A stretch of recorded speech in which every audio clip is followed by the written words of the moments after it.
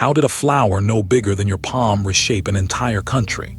In Sudan, cotton tied an ancient textile tradition to colonial engineering, global fashion, and one of the world's largest irrigation systems. For decades, its white fiber paid for railways, government salaries, and imports. Then the system began to unravel. Cotton in Sudan did not begin with Britain. Archaeologists have found cotton fibers, seeds, and textiles across ancient Nubia and the Meroitic world, a kingdom that flourished from roughly 300 BCE into the 4th century CE. The exact route by which cotton arrived is still debated. What is clear is that Sudanese and Nubian communities were spinning, weaving, and trading it centuries before modern plantations existed. The first attempt to turn that tradition into a modern export industry came under Turco-Egyptian rule.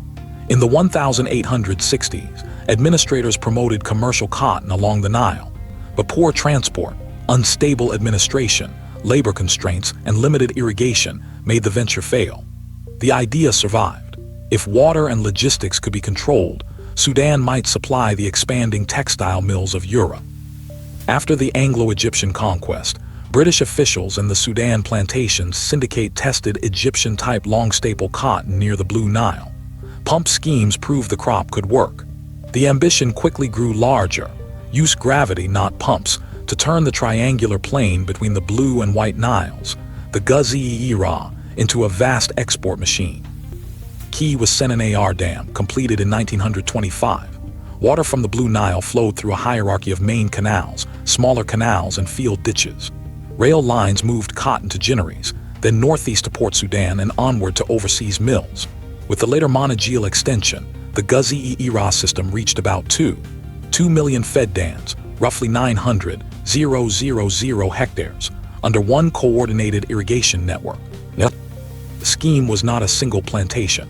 It was divided among tens of thousands of tenant farmers, while government agencies controlled water, rotations, ginning, and marketing.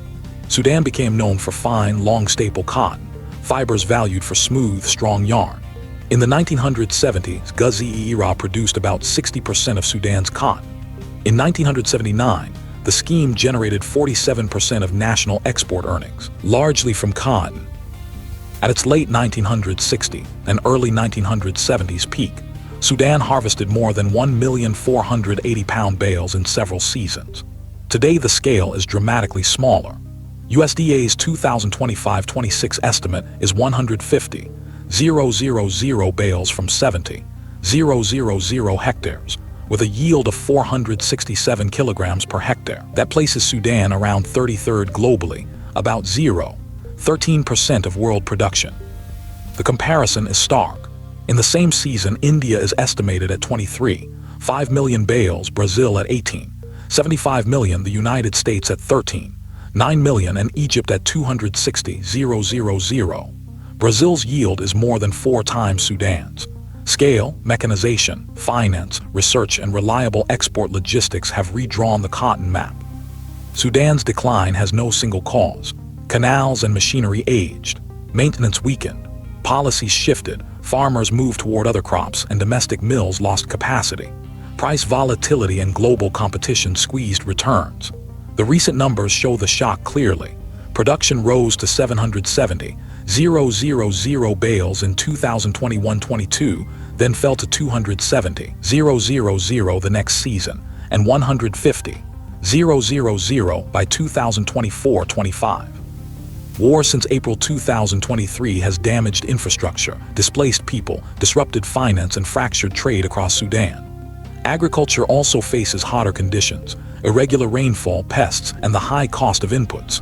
Cotton depends on a chain: seed, water, labor, ginning, transport, credit. Break one link and premium fiber never reaches a premium buyer. Yet Sudan still has real advantages: recognized long-staple varieties, experienced farmers, irrigatable land, research institutions, and access to the Red Sea. Revival would mean repairing canals and gins, rebuilding transparent markets, improving seed and extension, and tracing every bale. Organic production, water-smart farming, and local spinning could earn more value from less cotton. Sudan's cotton story was never only about a crop. It was about who controlled the water, the value, and the future. Its next chapter can be different.